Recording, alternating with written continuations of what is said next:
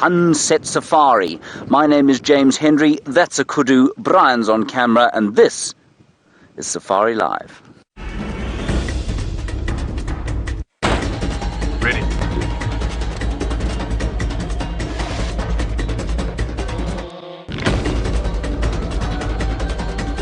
Standing by.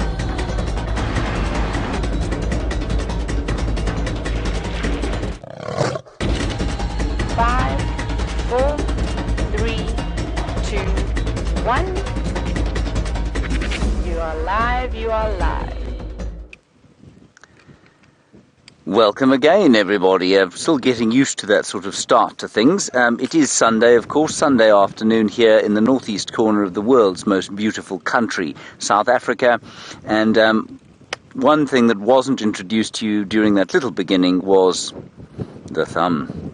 Brian, what is the thumb today? A pirate fisherman. A pirate fisherman thumb, which of course is very appropriate for the dry conditions that we're experiencing here in the low veld of northeastern South Africa. Behind me, some kudu. Let's have another look at them. You're on a live safari. Oh, no, there they are. You're on a live safari, like I said, and that means we'd love to talk to you during the course of the next 3 hours. Hashtag Safari Live, questions at WildEarthTV. We've got a great treat for you this afternoon, just firing himself up and seeing if he can get Rusty to work, the great Duke of Sydney, Hayden Turner, and he's going to be greeting you hopefully very shortly, and hopefully with some animals down at the Djuma Pan. We're going to head to the south, see if we can find Karula. She killed an Impala this morning, went back to fetch the cubs, and that will happen sort of between drives. So with any luck, we'll find her, and we'll have a wonderful afternoon spent with the cats. Who knows? We may just stare at this kind of a wintry landscape for most of the afternoon, but with any luck, we'll have some cats and some elephants and various other things. This morning, a very brief sighting of Karula, as far as I'm aware, with Brent. We were on foot and we had a lovely walk, and it was just a very sort of Sunday vibe about the place. It was quiet, and it was just very pleasant, and it is pleasant now. About, I think, if I'm not mistaken, about 27 degrees Celsius, 80 degrees Fahrenheit, which is a very pleasant temperature indeed. There's a wind blowing out of the northwest, which is a typical August wind. And this is the kind of conditions that are going to prevail for most of the next month. There's some Impala. Those are Impala, aren't they, Brian? They are indeed. Those ones there. Quite common. And if you are a new viewer, please do talk to us. Tell us you're a new viewer. We shall greet you fondly. And tell us where you're from. It's always so nice to hear where people are from.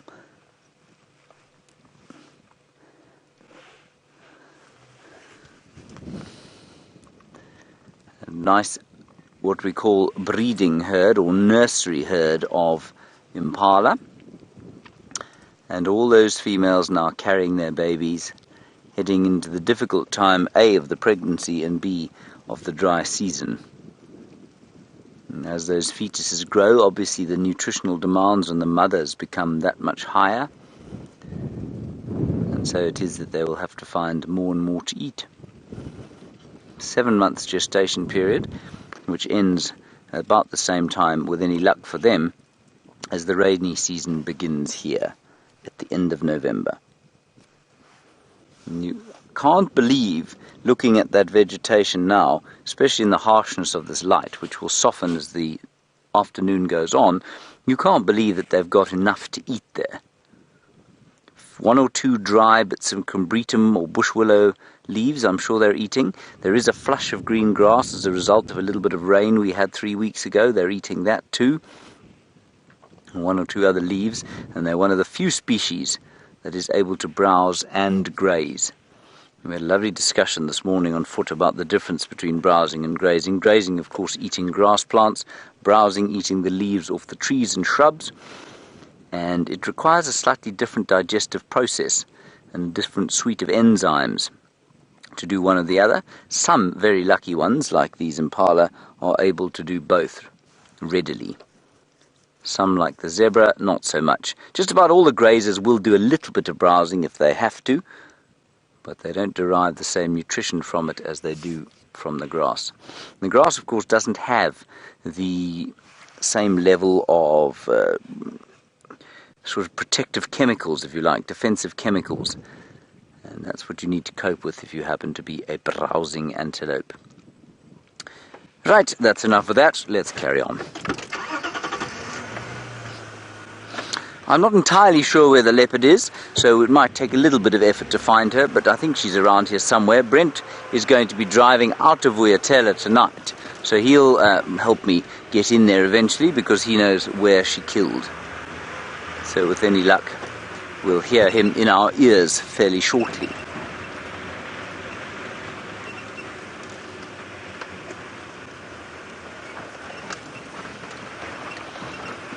And the news is that Hayden has managed to get his car going. He's got his earpiece in his ear, his microphone in his hat, and he will shortly greet you. You'll just have to be a little bit patient. And if you're wondering, I'm sure you've seen that thing in front of us there. That is the solar pump. I'll show you now as we go past it.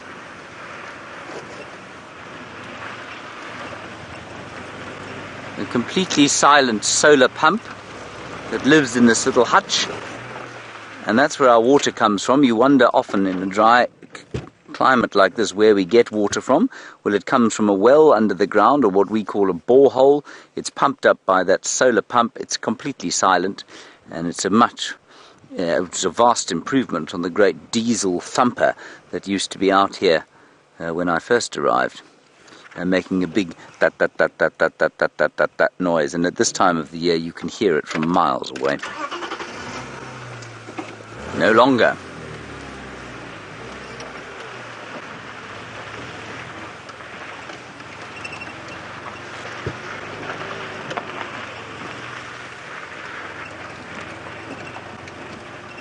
Hello, Ravi. I don't think I've heard from you for a while. You're in New York.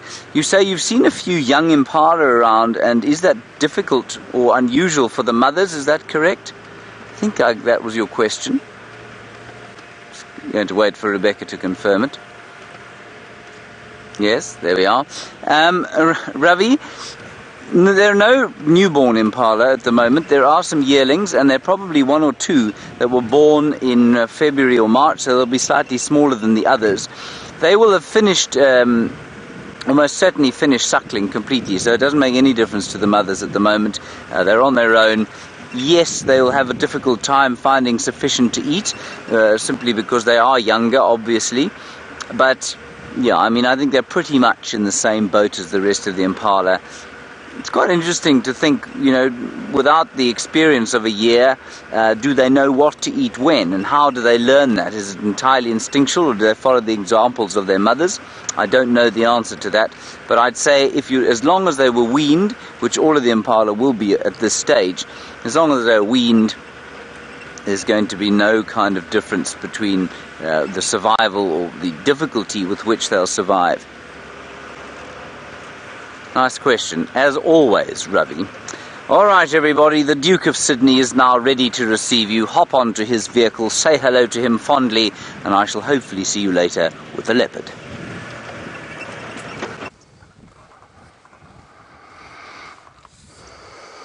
Well, my dear friends, welcome to Safari Live, and it is so good to be back. My name is Hayden Turner. I'm sorry I've got my sunglasses on, I'm staring straight into it, but it's so great to be back here. And for you, those of you who I've never met before, my name's Hayden, as I just said. I've come across from Australia. I was here a few years ago and throughout last year with this incredible team on Safari Live, and I've been really, really lucky for them to have me back, if I behave myself. I'll get a little bit more to you about my story through the day or the afternoon, and if you've got any questions, of course, send us those questions, and we'd love to answer them as much as we possibly can. And you know, I haven't been here for 7 months, so I'm going to be relying on you. There's two really important things about Safari Live. It's the beautiful wildlife and the habitat, of course, but equally as important is you, the viewer. We would not be here without you. And I rely on you hugely, because if I've been away for 7 months, I can't remember what the Nkahuma Pride's doing. I know that they've got beautiful cubs. I might need you to help me with that. The leopards and all that sort of thing. So I really rely on you. This is a joint drive. You've just gotten on the biggest safari vehicle on the planet. And it makes me very, very proud to be here. And gosh, there's so much to talk about. I'll tell you all about what I've been up to in the last 7 months as well. But just to talk about our little friend here before he goes away, James was just talking about nutrition and sort of how how animals digest, and this is probably one of the least efficient compared to those impalas that he was talking about. And James was mentioning, I think, about impalas being ruminants. Well, ruminants are probably the most efficient group of ungulates or hoofed animals in the world, for that matter, and they have such a great success story with what they get out of their food. Now, elephants, on the other hand, have to eat and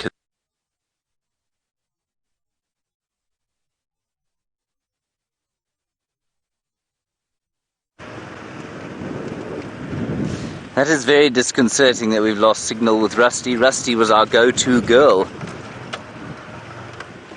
Anyway, we haven't found the leopard yet. You didn't give me much of a chance, but we will try, and I'm sure Hayden will be back up and running shortly. Now, the kill apparently was somewhere around here today. I think it's just the other side of Treehouse Dam, in a very nasty knobthorn thicket. I had a tracker once. He is the most wonderful fellow. And he was a Mozambican refugee, so he spoke almost no English, never set foot in a school in his life, taught himself to read and write. Remarkable guy. And with things like knobthorn, you know, if you learn to speak basic English, you're not going to learn what a knob is. You might learn what a thorn is, but it's unlikely. You know, you're going to learn the practical things of what helps you to live in everyday life. And so things like knobthorn, false marula, all of those sorts of things were just approximations, but you didn't worry about whether he could actually say them or not. So knobthorn thicket became a knobthorn stick. And whenever there was a leopard in a knobthorn stick, he and I would giggle quietly, because he knew that he wasn't saying it correctly, but it was just rather amusing the way he used to say it. It was knobthorn stick, and a false marula was a fox marul. Fox marul. Now, I think it's in this rather heinous amount of knobthorn over here, if I'm not mistaken. Because when Brent was following her, she kind of crossed along through here, I think, and then they lost her in some thick bush. I might be wrong. We'll just wait for them to get mobile. There is an impala up ahead. He looks very relaxed. He also looks quite surprised to see us. Looking behind him is his friends, who've absconded into the bushes. There's a squirrel there, Brian, just beautifully lit there. Sorry, it was off to the left. It's gone now.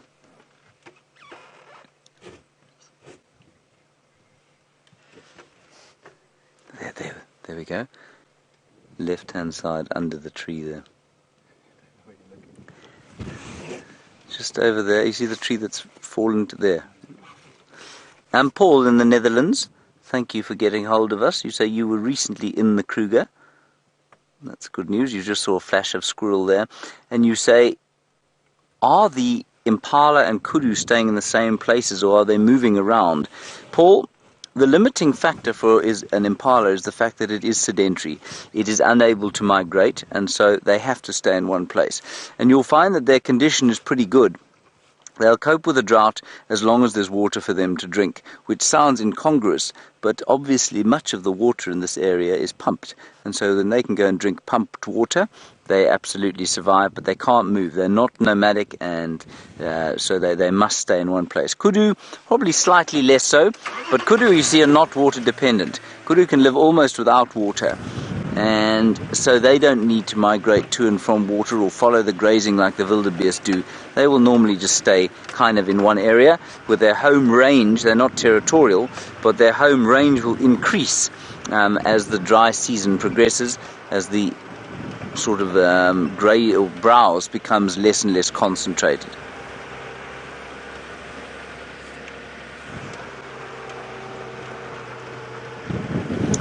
Hello Abhishek, lovely to hear from you again. You say, do we have eland here? We don't have eland.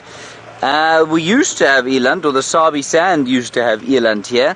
You'll probably find that one eland wanders across here every sort of 3 or 4 years. They are found in the Kruger. They are more a dry desert area species, but in an area where there are lots of impala and lots of pumped water, they cannot compete with the impala and the zebra, and so they tend to move away. There are potentially some here. There's a waterbuck sleeping there, which indicates to me that the leopard is not close by. Do you see the waterbuck there? Very nice, Brian, well spotted. And you can see the waterbuck still chewing his Sunday lunch. What do you think he had, Brian? Ooh, a little bit of this and a little bit of that. Roast chicken? Probably. Do you think so? No. No. No. Apple crumble? Yes, definitely. Definitely apple crumble. That's what he's chewing on right now. That's what he's having now. Of course, a waterbuck must re-chew his apple crumble. You'll see him now, vomiting into his own mouth. There we go. Second dessert. Very nice. Dessert times 2. Yum yum. Wish I was a ruminant. There are 2 of them there, of course. A waterbuck doesn't have 4 ears. There are, in fact, 2 waterbuck there. And that a young male with his little horns, who's probably about 4 months old only. And interestingly, they tend to be, well, they're not a-seasonal breeders, but they are breeders that, well, they tend to, they will have a peak of birth during the rainy season. But, for example, you'll never find a 4-month-old, highly unlikely you'd find a 4-month-old impala now, or even a kudu. So they tend to give birth at just about any time of the year, with a peak during the rainy season. Very nice, Brian. What did you have for Sunday lunch, Brian? A chop. Very nice. Did you have apple crumble? I didn't. You didn't, no, nor did I. No, I didn't see any. Yeah. Well, I must have been.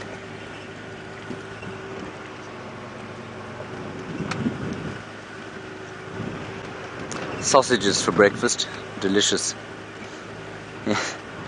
Rebecca just panicked, everybody. She thought she'd missed out on apple crumble. But I was just kidding. We didn't actually have apple crumble today. Would have liked to have had apple crumble.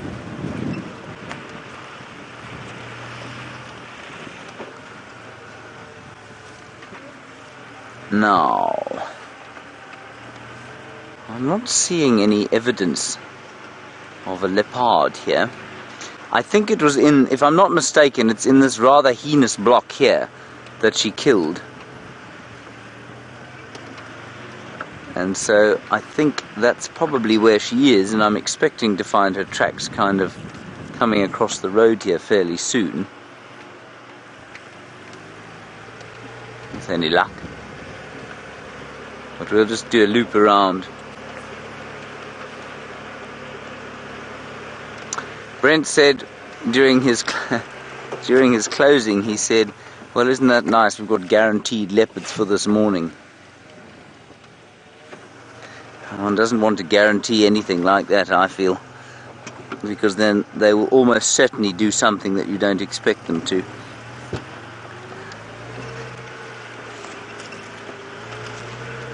But I think in this case he's probably right.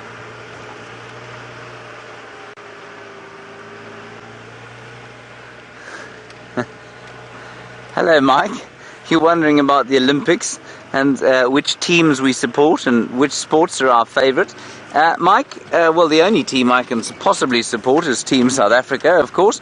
Unfortunately, we don't have a very proud Olympic record. In fact, it's something fairly dire. This year we do have a chance in the rugby, because rugby sevens has been reintroduced to the Olympics, so that's what I'll be watching with great interest.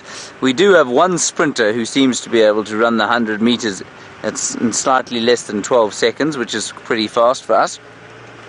We might have a chance of a few medals in the swimming. We're normally pretty good at that. But you know, we send a fairly small team, and in disciplines like gymnastics and many of the athletic disciplines, we don't generally have much representation. So we'll follow Team South Africa. And I mean, I enjoy the athletics quite a lot. Do you like anything specific in the Olympics, Brian? I quite enjoy javelin, discus, shot put. Do you? The field events, because of course, Brian, you were a spear thrower, weren't you? I was. Brian used to throw the spear for his school. I was. Did you? Yeah. And you were high jumping, of course, A little bit. being quite high yourself. Yep. Yes. I wasn't really built for those, everybody. I wasn't ever asked to put the shot, fling the javelin, or toss the discus.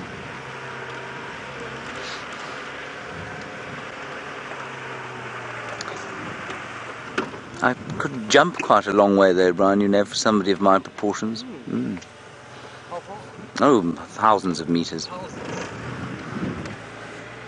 I've always thought...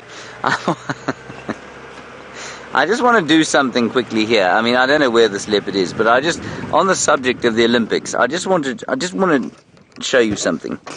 I'm not going to do anything athletic, but I want you to imagine that your career is this. Okay? This is what you do for a living. Your sole purpose in life is to do what I'm going to do now. You run along like this, and then you go like this.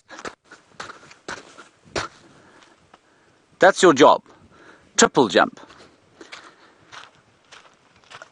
It's the most random thing in the world, don't you think? I quite enjoyed it. Yes, but who came up with it? Imagine just saying to somebody, well, you know, what's your job? No, I'm a triple jumper. I hop twice and then jump. That's what I do for a living. I've always thought it the most incongruous thing.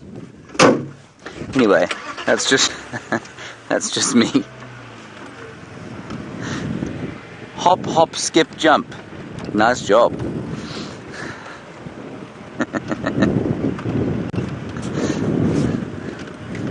You know, the kind of long jump and the high jump and the sprint, I can get the point. I can get the point, but the triple jump, I can't get my head around it.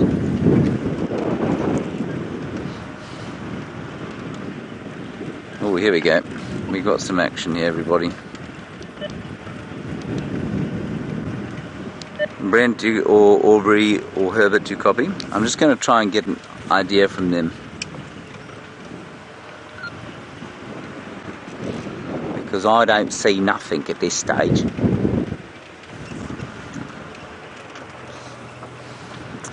From the sounds of the radio this morning, this is where they were looking.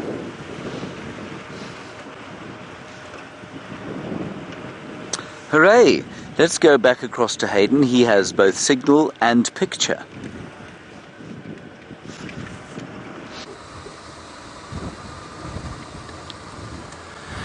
So, folks, let's try that again. We're just still with our young, very tolerant bull friend here. Really beautiful boy.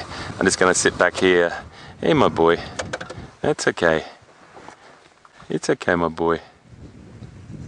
It's okay, my boy.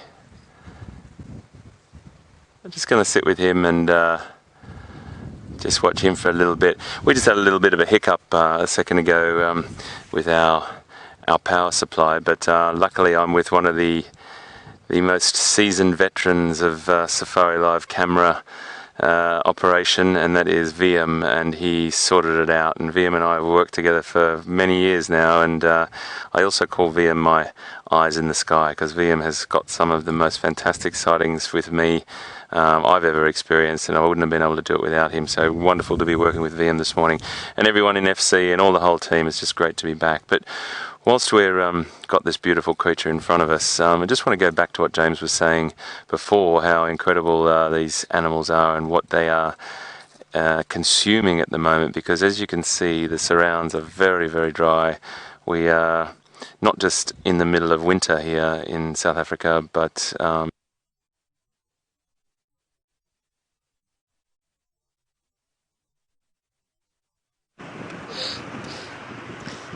right, well, that wasn't a great start, but well, a second start, but at least there was some picture. Not sure what's going on there. Might take Wendy back to Hayden and give her to him, so that he can have a bit of a practice, and then we can maybe take a walk. But let's see first if we can't find this leopard.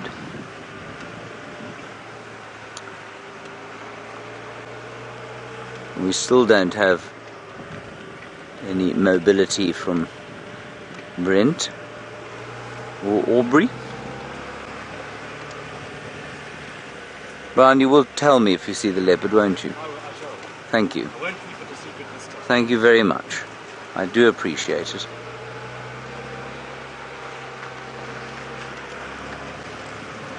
One should be able to see the swathe of destruction.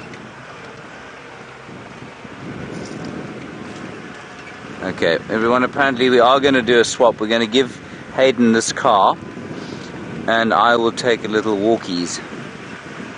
Alrighty, so I'm just going to drive slowly through here, just see if we can't pick it up, and then we'll go and hand Hayden the vehicle, and we'll go on a little walkies. That will be Viam and I. Brian, I'm afraid our time together is coming to an end. Isn't that sad? Are you devastated? What do you mean a little bit? Only a little bit. That's very sad that you're only a little bit devastated. I saw that. I saw you doing that, Brian. Okay, let's take the car back to Hayden and he can come and resume the search. Possibly with the help of Leo Smith. Hold on, Brian. Just because you're a little bit sad, I might drive you through a bush or two on the way home. I'm just going to ask Rebecca to tell Hayden maybe to meet us on quarantine, perhaps. That will be a more attractive place to do the swap over, I think, than on in the workshop.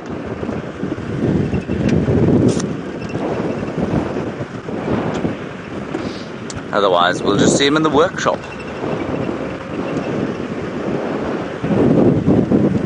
Sorry about this, everybody.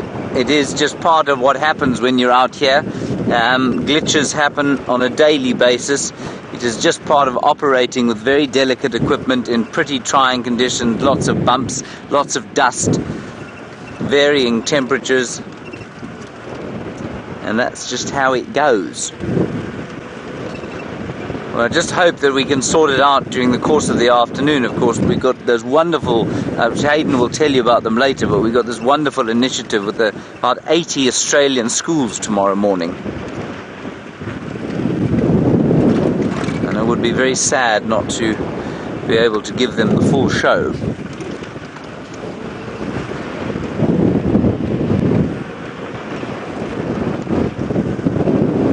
Anyway, so it goes.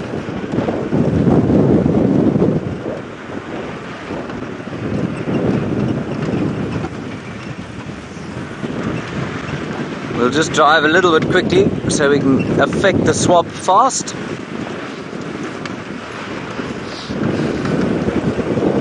Some Impala up ahead. Oh, I just wanted to quickly show you this tree. Sorry, everyone. Oh, well, I'm not sorry, actually. I'm going to show it to you anyway. This tree, which I'm hoping is going to bear fruit, and Raisa and Jeffrey told us about the tree. It's a sausage tree. It's just getting its new leaves already, astoundingly. But it didn't produce any fruit or flowers last year, I think on account of the lack of rain. Anyway, so let's keep an eye on that. That's the sausage tree, Kigelia africana. Nice, Brian. Well done.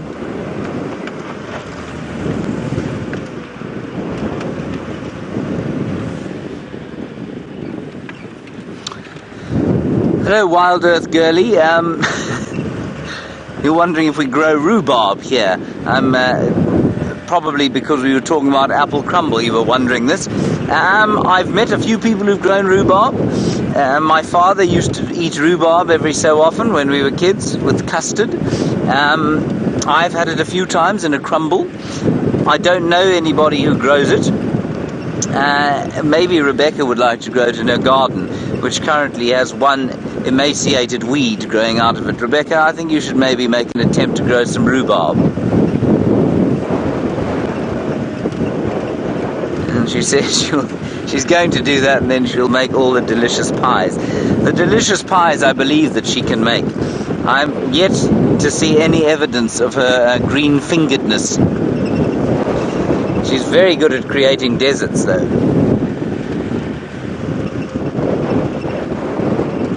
She's created a small Gobi desert just outside her door. Very impressive.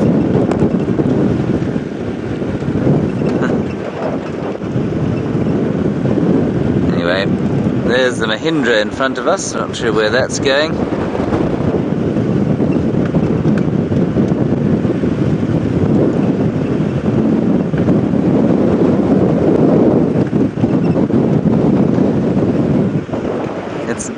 Now leaving a lot of dust in our way. Might be Brent going to take his game drive.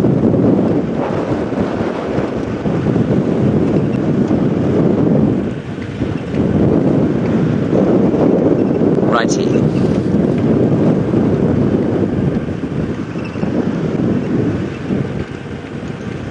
Now Hayden should be just around the corner here.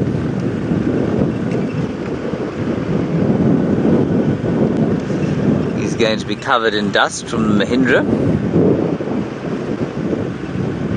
Do you see Hayden anywhere, Brian? I don't. I don't see him either. I see him not. Perhaps he will emerge from behind the tree.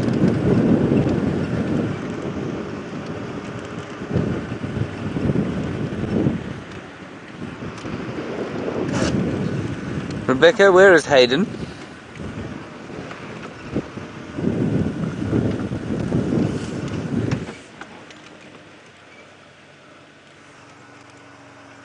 Right, we don't know where he is. We're going to have to go down to the workshop to find out. He might be that side. We should just look here quickly, just for in case.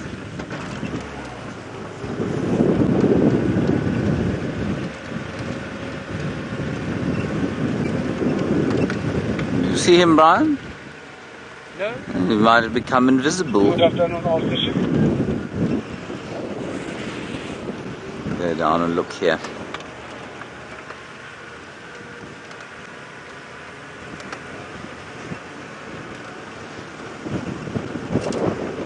There he is. I see him, everyone. Hello there.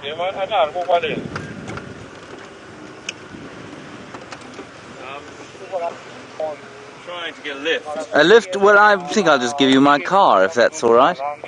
There we are. Okay, everybody, we're going to go to a technical loop now for the next 5 minutes while we do the little swap over. We'll see you on the flip side of this. Well, shall we try that again? I think it's probably a wise move to try that all over again, right from the beginning. Welcome to Safari Live. My name's Hayden Turner. I haven't been back here for 7 months, and it is absolutely brilliant to be here. James has been incredibly honourable in his giving up of the vehicle, but he's going to go on a bushwalk for us, which is also fantastic because he's great in the bush and show us a lot of the small things and the really intimate things that we miss when we're on game drive. I've swapped and I'm now with Mr. Brian Joubert, and that's always a good thing too. I need to reinstate my friendship with my good friends here that I've seen so many great sightings and encounters here with, and we were just sort of reminiscing before. Just excuse that that game drive channel there. Just let me carry on for a second. So where we were was just down the bottom here with a couple of elephants, and I'll tell you a little bit about what I've been up to as we move along here. But for people that I've never met before, really nice to meet you, and for old viewers that and super fans that have been here of Safari Live, super fans that have seen this show for many, many more moons than I ever have, really big hello to all of you. And you know, equally, you are both here on the biggest safari vehicle on the planet, and what an incredible honour it is to be back working with this wonderful team. So I just want to also give a little shout out to my beautiful wife who's watching from Australia, and tell her that thank you for letting me go for a month, because I've been in Namibia before this, and then I'm going back to Namibia after this. But I just wanted to come across, and I also wanted to have a little chat to you quickly about why I initiated this this week. Now,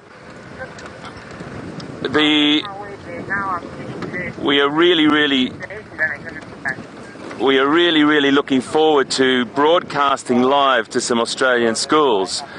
Now, those Australian schools, we've worked really hard with the Taronga Education Department, the zoo that I'm currently working at, to craft this little week of stories from Africa for these kids, a lot of them in rural and remote areas. We've got about 80 schools on board at the moment, and it's growing daily. Tomorrow morning we broadcast live to Australian afternoon. Just let me keep my eyes out for these Ellies wherever they were. So just whilst I'm driving, I'll tell you the little story there.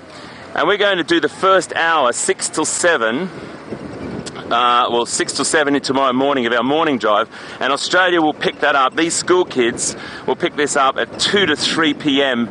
Their afternoon, and they're really excited. We've got them on board. They're going to experience the magic of Safari Live, and I think that's a really, really important thing. You people that know me, that are with us today, you know how passionate I am about children's education, and you know how important I think it is, and we all do at Safari Live. So this is a great initiative, just like we've done in Virginia Beach and all the other places in the States, and also the Surrey Wildlife Trust that I did a couple of years back as well. So it's just great, it's just exciting. I'm really excited to be back, as if you can't gather that through my voice. So there was a beautiful young elephant bull here a minute ago, and we just try and find him.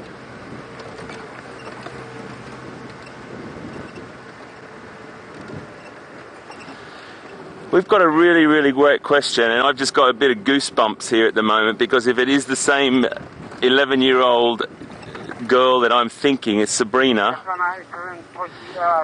Sabrina, I need to just firstly tell you folks, I'm just trying to turn this game drive channel down, guys. I do apologise. The guys are just talking in the background there. Sabrina, I'm going to stop the vehicle up here with a beautiful elephant in the background, and he's a big bull as well. So we'll just gently get up here, and Sabrina, I'm coming to give my... oh, look how beautiful. He's got a floppy ear, this guy, as well. I've seen this guy before. Very interesting. Let's just gently go up here. It's okay, my boy.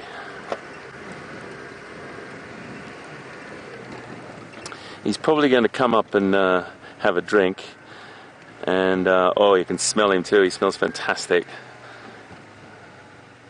Got a really little floppy ear, that guy. So we'll just stop here, and we'll just see if he's going to make his way up. He could have damaged that ear when he was younger, or even older for that matter, and some of the tissue that is very, very powerful around the base of that ear that allows them to flap the ear could have been damaged in something. It could have been a fight, it could have been anything, or you just don't know when it's happened to him. But he's a beautiful boy, that's for sure. Got some great tusks there. He's having a little sniff of the air. Arguably the most versatile herbivore in the world, I think, and you know, the Asiatic elephant, and also what we have here, of course, the African elephant. But absolutely incredible. They've got a reach about another probably 15 to 20 feet, about 6 meters higher than giraffe, and they can exploit all the vegetation that giraffe can't even reach. So incredible ability to exploit the vegetation and survive in these really tricky times that we're in right now. But he's a magical boy, isn't he?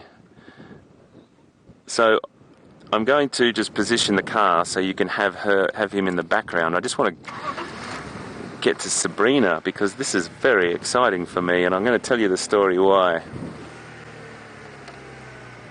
So Brian, you tell me when is a good spot for you, mate. Is that good?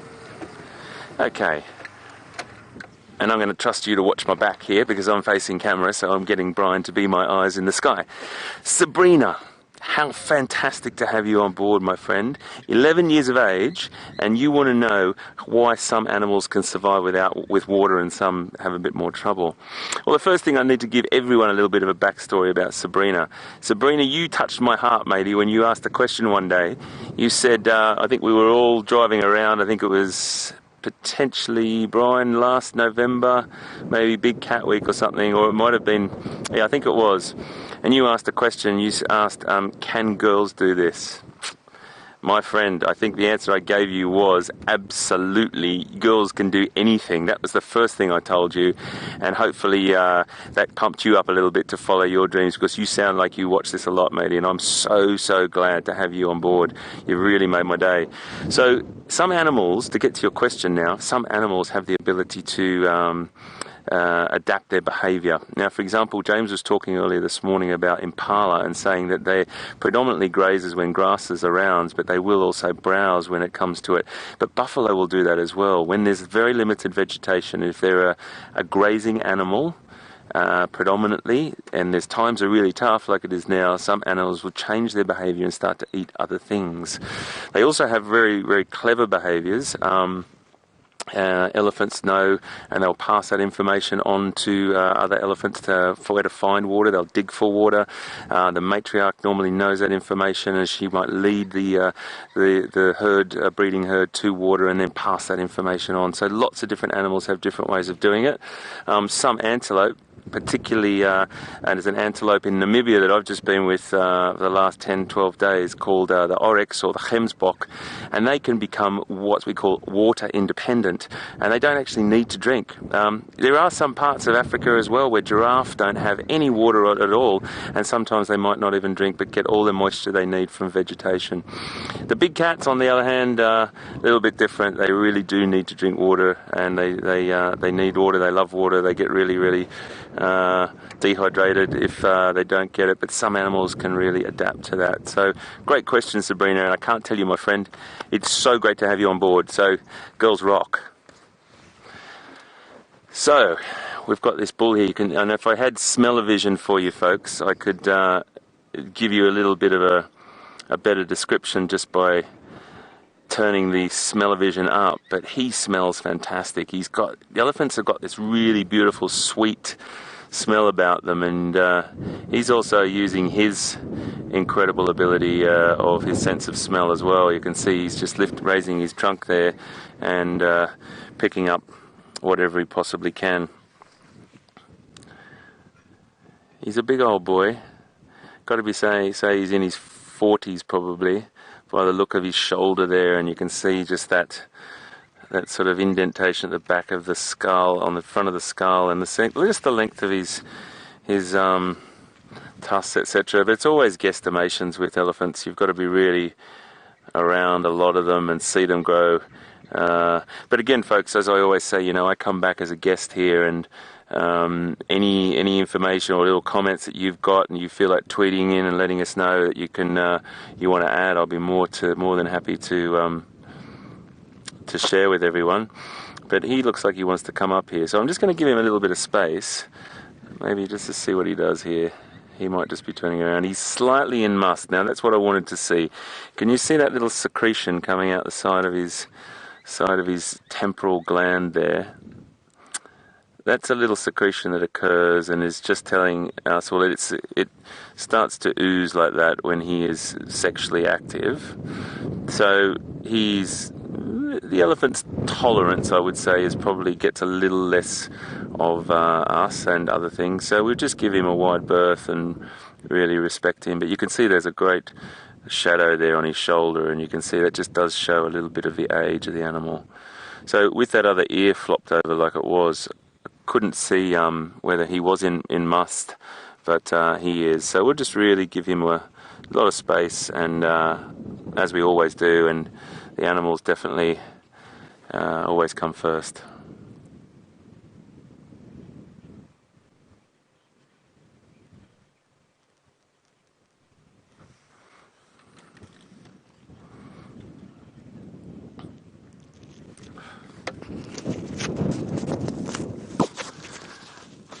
We've got a nice question from Kathy in Tennessee. Hi Kathy, and welcome aboard. Great to have you with us. And your question about when you were a child, you used to go to the zoo and you distinctly remember different scents of the animals and how strong it was. And is it the same in the wild? Well, I'd have to say some animals have a much more pungent odour than others. Elephant particularly. You probably smell them a little bit stronger in that close quarters in a zoological institution than you do out here, but it depends where you are, Kathy, as well. Like for example, you don't really smell Impala or Kudu really unless you're probably up really close, whereas at the moment we're smelling the sort of musk gland of the elephant, and also they have a tendency to urinate on their legs a little bit, and there's a bit of sort of odour coming from them more strongly than normal. But yeah, certain animals do have a certain smell about them, and it depends where we're positioned. But I can guarantee you right now, as Brian will confirm, we've got a pretty good waft up here of an elephant bull in must. And it is, you know, it's kind of weird. Some people might find it odd, but I really do think it's a fantastic smell. Look at him go. Look at him just motor up there. A lot of people don't think that elephants can climb that well. Wow, when you see them just go up that hill like that, four-wheel drive, and those massive shoulders pulling him up there. Oh, how beautiful.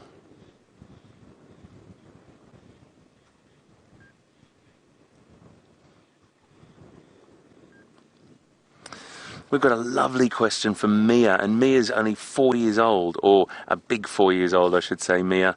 So great to have you on board, my friend, and how wonderful it is to be able to talk to you wherever you're watching right now. And your question's a really good one. I'm sure a lot of other people have been thinking of that as well. Mia, you want to know whether that elephant's ear might be sore. Well, you know what? I reckon it might be, but then again, it might not be as well. I think if it's been like that for some time, it probably just becomes like a little bit numb, or you know when you sit on your leg or something like that and you get pins and needles or something like that, it might be just feel a little bit like that for him. It looks like he doesn't look like he's in too much pain or anything, or he's not showing any abnormal behaviour. Sometimes an animal like an elephant, who is incredibly intelligent, as you know, they've got that wonderful thing, that thing called that trunk down the front of his nose there, which is an elongated or a lengthened nose, and you can see he's using it for one of his very important things right now, to spray water and mud over himself.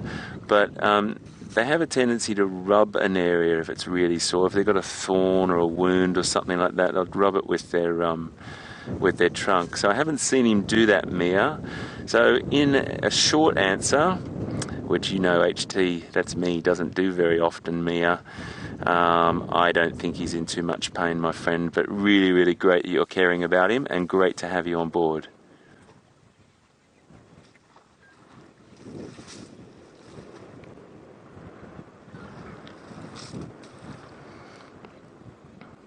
Oh, got a great question from Jerry in Australia. Jerry, welcome aboard. It's about 5 to 12 at night, mate, and thanks so much for sticking around and watching. And you want to know what's my best elephant sighting? Well, I'm going to give you two really quick whilst we've got this beautiful beast in the background. There was an area way behind here one day where I pulled up with this elephant, and he wasn't in must, so we just sat there and watched. And Brian, I think it was you and me actually. Remember when he fed underneath the front of the vehicle? Yeah, and we watched this beautiful elephant walk up to us, and you know, you just get this sort of sense with them sometimes that you know, he's not showing aggressive behaviour or anything like that. And he came right up to the front of the vehicle, and he started to feed underneath the vehicle.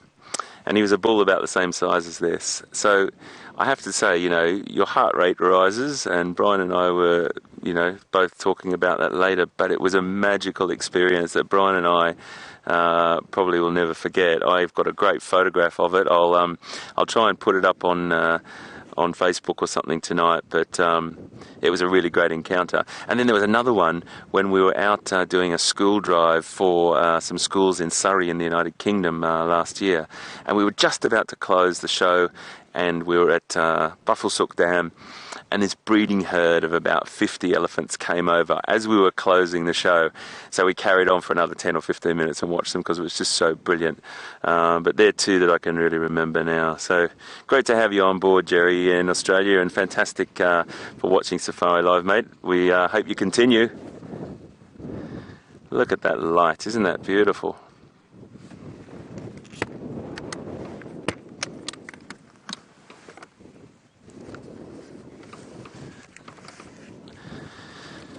Sabrina's just also sent us another little comment, folks, and I'm just going to share with you. Sabrina's done a wonderful project on giraffes recently for school, which is fantastic. One of my most favourite animals on the planet, Sabrina, and you did it for school, and you're planning on visiting South Africa soon. Well, my friend, that would be super to have you here, that's for sure. Thank you so much. Folks, I'm just going to take a couple of photos, if that's okay, because this is just so beautiful, this light. And I do apologise for the clicking in the background, but I cannot tell you how beautiful that light is on that elephant. Oh, you can see it.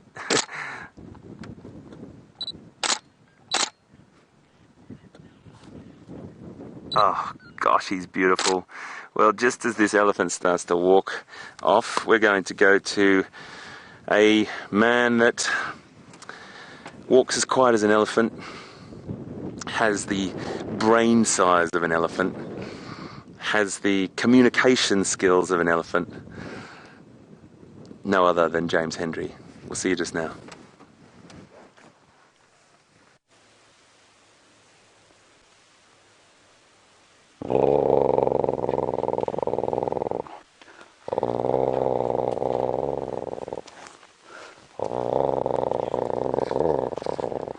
You know what I mean?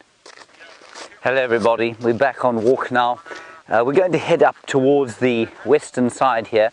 Herbert is in front of us. We just had to find him. That's why it took a little bit of time to get going. Viam is on camera. Hello, Viam. There we go. Viam's unusually large thumb would indicate to you that he's probably about 7 feet tall. He isn't. He's about 5'8", same as me. All right, let's go on a little bushwalk. For those of you who have never been on a bushwalk before, well, welcome to it. We're as live as Hayden is on the other vehicle. You can talk to us, hashtag Safari Live, questions at WildEarthTV. My second walk of the day, Herbie as well. And there were some lion tracks apparently up to the north there. And so the idea is that we go and see if we can find where those lions went. I think Hayden will probably head towards those leopards eventually once Brent or Aubrey or Taxon find them. And that is the story of the afternoon. It's a glorious afternoon to be on foot. I'm not sad at all not to be in a car, to be honest, simply because there isn't a cloud in the sky. One should be strolling on a Sunday afternoon, really. And unfortunately, I've had to retrieve a new stick. And the new stick here is a function of the fact that I broke the old one this morning while losing my temper with a knobthorn that had attacked me. But this one will be very effective when you know, bopping someone on something or someone on the head. So if Liam doesn't behave correctly, we'll just bop him on the head. If a lion was to come past, we'll just stop it in its tracks. That's basically a pretty good stick for that sort of thing. Now, Dave, you want to see some snakes. It's not great snake time, Dave, but we might be lucky. We could be lucky. Snakes at this time of the year that you'd look out for would probably be something like a puff adder, which would walk onto the road or come onto the road to absorb some of the heat once the sun has gone down. So that's a possibility. We could easily see a puff adder. I got to tell you, I have not seen a lot in the way of snakes out here, though. That's not to say they aren't around. Their tracks are all over the place, and I saw a few snake tracks today, so maybe we'll see some tracks. but I will do my level best to find you some snakes. Now this morning I spoke quite extensively about the creosote that had been put onto the trees in order to protect them. There's a tree up here. For those of you, while we get there, just to give you some background, if you look around this area, if you look around quarantine clearings here, what you find is that it's like parkland, and parkland we as human beings find very attractive because it is, well, I'll go into the psychology of it just now, but if you have elephants coming across a clearing like this, what you find is that because it's been artificially cleared underneath the trees, only the big trees are here for them to eat, and they do this sort of thing. They will debark the tree and render it dead, as VM is showing you there. Now, if you don't want your trees to be rendered dead, then what you do is what Yuri and Mike Grover, who looks after this place, does. Come over here, Vim, it's over here. And this is an experiment that they've done. I didn't think it would work. It's a very simple kind of experiment. But if you look up here, you can see a little tin. And this little tin is filled with a substance called creosote, which is filled with it's a kind of organic substance. I think it's derived from oil, is it, Vim? Now, I thought VM would know this, but I think it's an oil-derived substance. And the elephants apparently don't like the smell. And all over quarantine, there are trees with these little tins of creosote on them, and apparently the elephants have left them alone. This one, I think, was probably damaged before the creosote was put onto it. So that's a really simple way of looking after the trees around here. And just one last look down through here, and tell me, I'd really like to know in one word from all of you, well, maybe not everybody, I mean 1,000 words would be quite a lot, but maybe if you wouldn't mind sending through one word, tell me as VM pans from right to left there, what that makes you feel with the tall trees and lots of space underneath them. And tell me just in one word how that kind of scenery, that kind of vegetation type makes you feel. And then I'll tell you a little bit about it. And just by way of comparison, if you're struggling to come up with a word, just look through here, over there, where the bush is much thicker. There are still the same tall trees, but there's a lot more in the understory. And tell me how that makes you feel, how that compares you or changes the way you feel. And then we'll discuss it. Hashtag Safari Live, questions at WildEarth.TV. Come on, VMP, don't dally. Now we're going to have a fireside chat this afternoon, a very short one, and we're going to talk to Hayden, obviously, around the fire, mainly about the schools program that he and the Taronga Zoo are doing. Please, if you want to ask any questions, ideally about the sort of subject we're going to talk about, but if you want to know what Hayden's doing, because of course since you last saw him, he's moved from Surrey in England.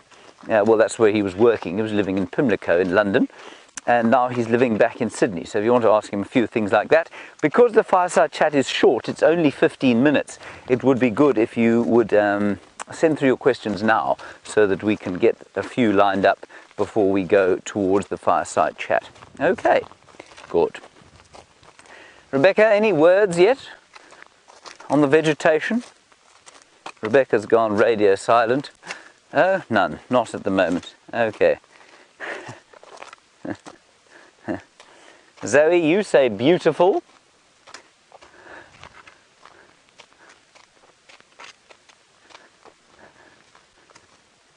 And Patrick, you're wondering how often we see big cats in the wild. You're from Holland and you're a new viewer. Lovely to hear from you. Thank you. We see big cats out here often, just about on a daily basis. Lions especially, leopards sometimes, and on foot not as often because we don't cover the same amount of ground, but we do see cats on foot sometimes as well, but almost on a daily basis. I'd see probably about, what would we say, about 80% of the drives probably we see a big cat, a lion or a leopard, sometimes cheetah. I know they're not cats, but we see hyenas as well, and I know they're definitely not cats. We see wild dogs as well, relatively regularly. So that's what those sort of frequency that we see the big cats. Here, careful VM, are some tracks.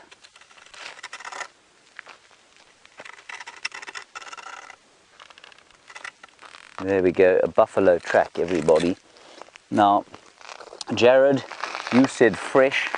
John, you said expansive, and Curious One, no. John, you said homesick, and I think Curious One, you said expansive. I think I've got that right. I may have got them all in the wrong order. But here is this is just quickly, this is a buffalo track, and it's quite fresh. I think I walked across here this morning while we were on our morning walk. We did see them in the distance, and Jamie actually opened the show with them. You can see some recalcitrant guarri bush that got stuck on the animal. Now, the difficulty with this kind of tracking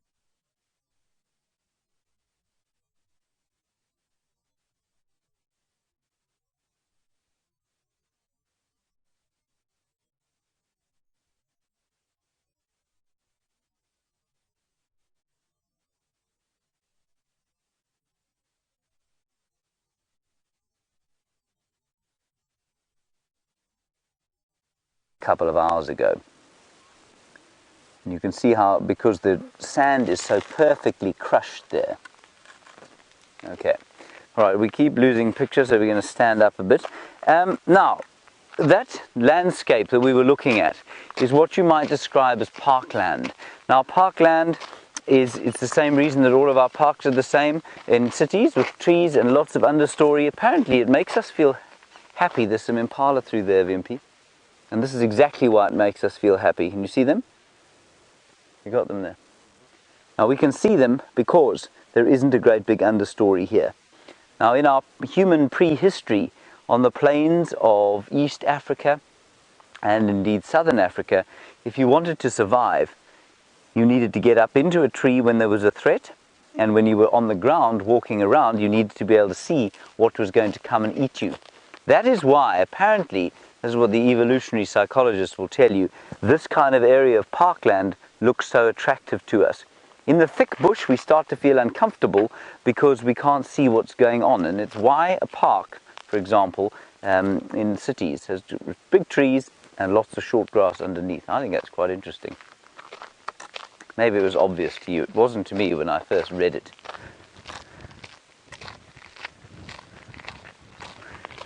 Herbert is just up ahead there. We're heading due west into the setting sun.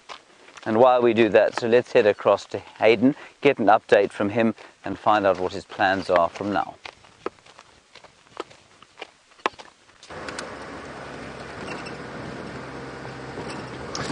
James has always got so much fantastic information, particularly when you're on foot. You know, he loves it. Getting out on there with the real small detail is always a great thing on a walk. We just left that elephant bull. He was so beautiful in that afternoon light there with all that mud on him. But I just want to show you these two little guys, two of my favourites. Up here, I'll just turn off. We don't want to drive up too close because they're a bit skittish, and you can see these wonderful warthog here right now. A little antennae up at the back when they run there. That tail, fantastic little adaptation there for them to be able to see each other through long vegetation. But they're a little bit skittish, the warthog, around here, and sometimes you can go to places in Africa where the warthog are very, very conditioned. But here they have a tendency just to move away. Sometimes you'll get an encounter that's a bit closer, but just getting Brian a little bit better shot there. I think I've just rolled up too far. Nice tusks on that boy there. Yeah, there we go. But yeah, you can see they're just on edge a little bit there. But beautiful creatures, absolutely fantastic. Diurnal creatures. I'm just going to carry on because we've got a little bit of a mission we're going to go on here. Diurnal creatures, so that means that they are operating during the day and they're sleeping during the night, normally in a burrow that they've commandeered that was made by aardvark or hyena or anything for that matter. Termite mounds like we've got on the right here become incredible homes to so many different species of animals. Not only termites under there who have built that incredible structure, but you'll find aardvark will dig into those, and then once the aardvark abandons it, you might get warthog move in and have a series, or an area where they'll have different burrows that they sleep in or they use for safety. And then you might get a den of hyena denning there. You might have even seen wild dog. I've even seen a leopard come out of a warthog or a aardvark. We're going to go down here, hole, and so lots of different animals. And I've also seen mumbas come out of them as well. So not a great place to stand in front of a warthog hole if ever you're in the bush. Always go to the side of the warthog hole and have a look down. Don't stand in front of it, because if a warthog does come barreling out, yes, you will know about it. So what we're going to do go down here is there was a very special creature found here this morning, and Brian is steering me through this because I wasn't here this morning. A very special creature indeed, a leopardess that I have to say that I am madly in love with. It is the Kurula we are talking about, the Kurula, the queen of Djuma, and she was down here and she made a kill, and it was in a very inaccessible spot. Look at these lovely little guys. Sorry, before I move on, we always need to stop. I'm just going to turn off. That's really cool. They're youngsters. Look at those beautiful, beautiful waterbuck. They're only youngsters and they're really woolly, aren't they? I always think that, you know, we've got to be careful we don't give just a cursory glance to these incredible hoofed animals that we've got here, and stop and look at every one. Even the wonderful and incredibly populated Impala, we need to make sure that we stop and enjoy every single creature.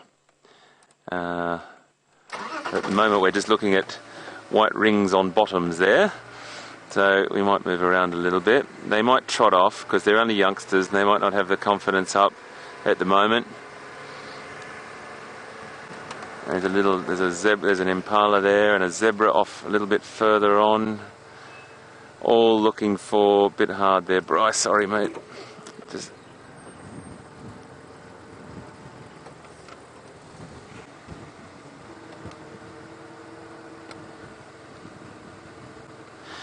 Well look, we just got a little request here from Emily in Durban to find you a zebra today. Well, Emily, I think we can do that.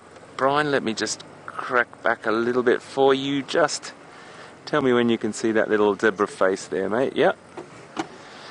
Emily, there you go, my friend. There's a little zebra through there. See, peeking through there is a zebra. It's the plain zebra or the Birchall zebra. We the more common of the zebras, but you know, we don't use the word common in a way that is definitely not a word that I'm using lightly there. It's just common because they're the most abundant zebra, but they're so fantastic. And these are the ones that have got the shadow stripe. Now, I was just over in Namibia and I saw this amazing zebra subspecies there called a Hartman's mountain zebra, and they don't have the little shadow stripe that these ones do, and they've got really tight stripes close together. So there's lots of different ones, and right up in Kenya you've also got another zebra called a Grevi zebra, which are got very super tight stripes. But this is our plains or Birchall zebra that we've got here. And Emily, go on, give me another animal to find. What do you think? There you go. Thanks for watching, Emily. Great to have you on board. So we've also got a school in Namibia, or a friend of mine's got a camp over there, and she's got some kids with her at the moment that are watching. I think they may have just finished watching and they've gone out on game drive, but they might have caught a little bit of it before we had those hiccups earlier. But isn't it great that kids can be watching, and adults alike, of course, all you adults that are watching now that watch religiously, we, as I said, always, we couldn't do it without you. But isn't it great to know that kids can have this experience, particularly in rural and remote areas that might not get the chance to come on safari, might not get a chance to even travel out of their country, or for that matter, and I have to say this with great care and love, for children, you know, might not be able to. They might not be well. They might, you know, there might be something else going on in their world. So if we can give them a little escape or a little adventure and an unforgettable experience, that's the most important thing, because we need to flick that love nature switch in every little kid when we can. As soon as we can do it, think about when you did it. I'm going to ask a question now to you guys on Twitter, and we'll try and randomly pick out some comments. But tell us in a tweet, when was the time, in a very short tweet, obviously, when was the time that your love nature switch was flicked in your life? Was it with your mum or your dad when you were in the woods, or you were going off, you saw a bear, or, you know, with me, I'm going to share this with you. I blame it on the humble chicken. My dad bought me 4 chickens when I was about 5, and that was it. My love nature switch, or love animal switch, was flicked in my soul. So tweet us and tell us what your love nature moment was, or when it happened to you, because we've all had one. We've all had one, and it might be a vivid memory that you have. So just give us a tweet or an email and tell us what that was. So Brian, where do you think we should go? Okay, going to go around.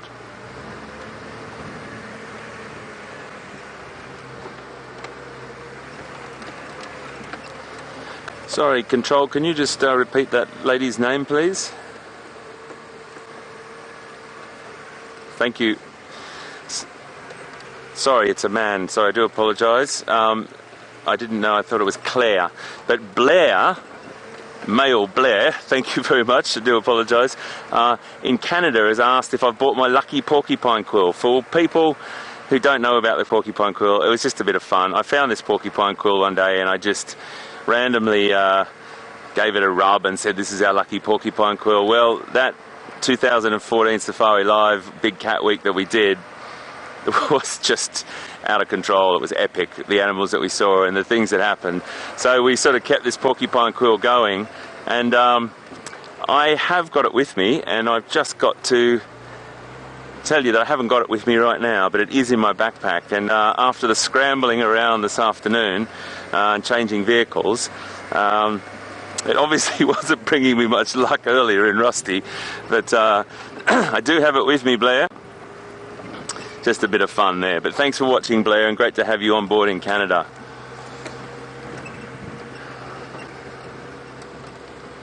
Wow, there's some interesting elephant impact on this bushland that I'm seeing right in front of us now. You heard James talking about the measures that we're taking up on quarantine, up on that area to stop elephants pushing over the trees. I'm really noticing it here. Excuse me, please. That being said, you know, these things happen naturally, and when a severe sort of dry spell like we're in right now, it can have a great impact on all the animals in the habitat, but elephants will then be going for the higher, more tastier treats, if there is any up there, and pushing these trees over to get the tender shoots or leaves that are left on the top, or sweeter bark. So I'm really noticing a lot of these trees being pushed right over.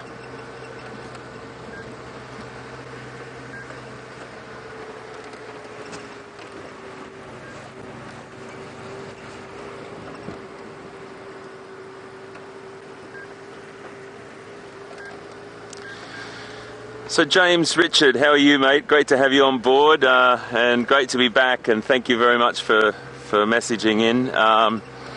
James, you want to know how I'm feeling to be back at Djuma? Ecstatic, elated. I can't contain my excitement, but I have to look professional and all that sort of thing.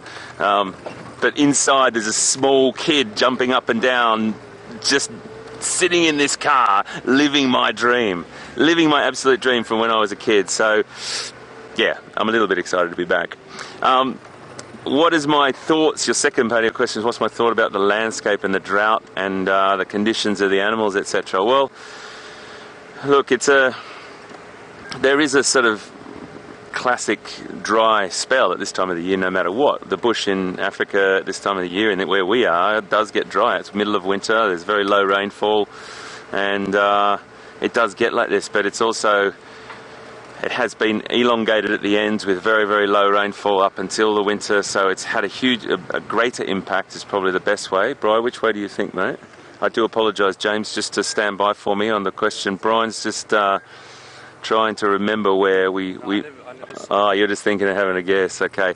Brian's just using his intuition here to see if we can pick up even tracks of Karula crossing the road. So James, if I don't turn to camera and speak to you personally there, know that I am just looking ahead for any tracks or Karula as well. So James, yeah, the condition of the habitat is very, very dry. I do think that, you know, there's permanent water here, okay, so you're always going to have animals here, but the impact on those animals is probably going to be seen if this continues, because if all the plains animals, or we're going to just turn around and go up this road here, a lot of the hoofed animals and the food for the large carnivores disappears. Either the carnivores will end up leaving as well, or sometimes it can go the other way. You'll always get animals that are pressured to stay in the area, and sometimes the carnivores can benefit from that. I'm just slowly approaching up here because there's a vehicle, and I'm not sure if it is Karula that they've found, but let me just slowly edge my way up here and see if we can make a plan. I'm just trying to see if it's what... While we're doing this, and I just might get out a bit of information from the guys up here, let's cross over to James and see what he's up to, and I will come back to you just now. It's great to be here, folks.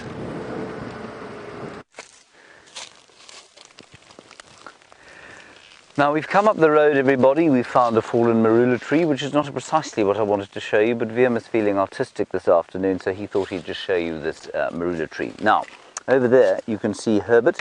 Herbert is currently now following tracks of the Nguhuma Pride. We found the tracks on the road. We're not sure if they are, how fresh they are, because the ground is quite difficult to see on. There are tracks of the cubs as well. We think they may have gone down there, but they may have just they were chasing some buffalo here. They may have chased them for a while and come back, possibly yesterday. So we're just going to follow through here. So while Herbie's trying to discern what's going on, we'll discover what else we can around here. The first thing I want to show you is whether or not this is a male or female marula tree. Now, it's important, it's important, but it's quite interesting. This, I would imagine, is a male tree, and I'm going to confirm that by looking to see if I can see any pips on the ground. I cannot see any pips on the ground, so I'm going to confirm that it's male. And that's because if you look at these ends, they don't branch very much, the ends of the leaves. Now, obviously, the females branch a lot more because they have to bear all the fruit. So they branch probably 3 or 4 more times than these ones do. And that's where the fruit comes from, and it obviously gets dropped on the ground. And we'll try and find you a female one. But I suspect quite strongly, and I don't know this for sure, that elephants ring bark and push over male marula trees far more than they do the females, because they know the females produce fruits. They don't obviously, well, I mean, we don't know this for sure, but we're pretty sure that they don't know what tree is female and what tree is male. But what they do know is which trees produce fruit and which do not, and that comes entirely from their memory.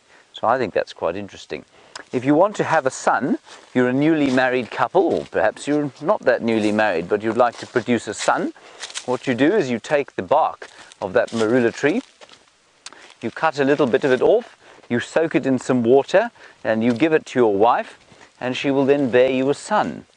If you want a daughter, if you're brave enough to have a daughter, then what you will do is take the female tree, the bark of that, make a tea of that, and drink it. Don't know if it works or not. I suppose it's probably got about a 50-50 chance of working properly. Herbie says the tracks have turned around. He's coming back toward... No, he's not. He's saying, let's go this way.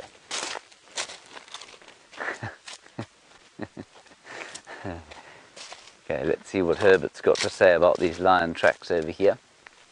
We'll walk slowly through. We don't want to get Viam stuck in a bush. Even though he is 5'8", his aerial is far larger than 5'8". So come gently through here. We don't think these tracks are that fresh, so we don't need to be too quiet at this stage. If we look like, or if it feels like they're going to be fresh, you'll notice my voice drops immediately, and you can feel it. You can feel it when tracks are fresh and you're on them and you've been concentrating. You can feel when they start to, it feels like the lions are close. And you then talk like this and shake your ash bag very often to see which way the wind's blowing. Right, Herbie. Hunting here. Very nice. Okay. Okay, we'll just keep checking. All right, I'll tell you what Herbert said here. So here's the female's track. Here. You can see it there. That's her track there. The 3 back pads and the 4 front pads. And here she's being followed by her youngster. 3, 4, and the 3 back pads. Herbie's still not convinced that they are moving in this direction. Well, they're obviously moving here, but he's not convinced that they headed this direction, other than to try and follow an animal or two on the hunt. So what he's doing is he's circling around to see if there aren't others that come back this way, because we did find a patch there where they were lying. It's difficult to tell, especially because they were moving, whether that lion track is fresher than the ones where they were lying. Let's continue through here. Nice lion tracking country this, because it's open, and that means you're unlikely to stand on a lion's tail before you've seen it. That is important when you're tracking lions, because lions don't like having their tail stood on. Do they, Liam? Not at all, correct. Yeah, Herbie thinks still going down this way.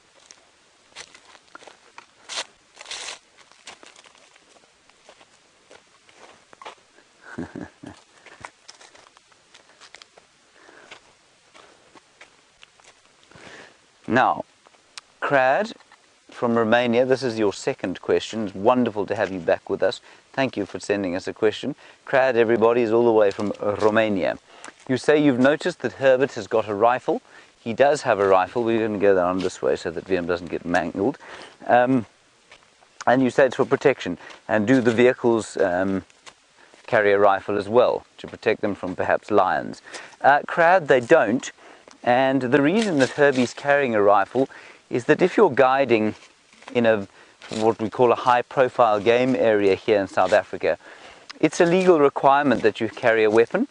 We don't, well, it's not a legal requirement, it's a legal requirement in so much as, were there to be an accident, here's another track there, were there to be an accident, you obviously want to make sure that you've got as much protection as possible, but you'll find that Herbert has never fired a weapon in anger, so the chances of him ever happening to use it or having to use it are extremely small. On the vehicle, the animals do not perceive us in the same way as they do out here. On foot they perceive us as much more of a threat, and obviously you can't just drive away from something. If it comes at you, you have to stand your ground, and then the rifle does help a bit. But on the vehicles, it's simply not necessary. Now, Herbie's saying they lay down over here. So if we look here, oh look, you can see here, I'm just going to ask VM to pan around here. You can see the ground is a little bit flattened. You can see here where they got up. And all I'm showing you there is their feet as they've slipped, as they've kind of got up like that. Did you see that, VM? Got up like that. Feet have slipped and they've started to move again. Let's keep following. Herbert is right on the tracks. I don't think these are particularly fresh, but of course we know that lions do very little during the course of a day, and so we may come across them at any stage. In the meantime, here is a piece of dung. Now, I don't know what kind of dung that is, but I suspect, Dave, that this is a snake's dung. I know it's either a reptile or a bird, because the cloacal opening, the opening from which they must defecate and urinate, is the same, one and the same. So what happens is that the feces comes out there, and then the uric acid in the urine produces that white tip to the top of the feces. And this is quite long, it's quite solid, so I don't think it's a bird. It could be a monitor lizard, I suppose. A very large tree or rock monitor could have put it down here. But I wonder if a snake hasn't come through here and dropped it at some stage. It's not very fresh during the last few days, possibly during the midday when it was hot enough before they went back down into their holes. Because in the winter, of course, they're not particularly active. Very nice. Let's continue. Herbie's just over there. Big termite mound. And the lions have walked past that. Now, I'm sure there must be some of you thinking to yourselves, you know, hunting lions, or we're not hunting them, obviously we're tracking them, but that must be a fairly dangerous activity. Well, I mean, the risk is there. We know that these lions have got cubs, and so there is an element of risk involved in it. But, you know, as long as we are careful, if we find them, the females will growl. If we move away, then they'll leave us alone. And I mean, the idea would be to try and view them, say, from a vantage point like that termite mound, or, you know, with a clearing between us and them, and then we'd call the vehicles in and they would get a much closer look. That's quite interesting. You see here this elephant dung, but in the middle of it, a duiker has obviously gone to the loo, and it's so close. In fact, it looks like an impala. It's so closely packed that I suspect this impala was lying here, comforted by the softness of the elephant dung on the ground. I suppose it must, you know, if you don't have a feather bed, well, elephant dung is not a bad thing to lie in amongst.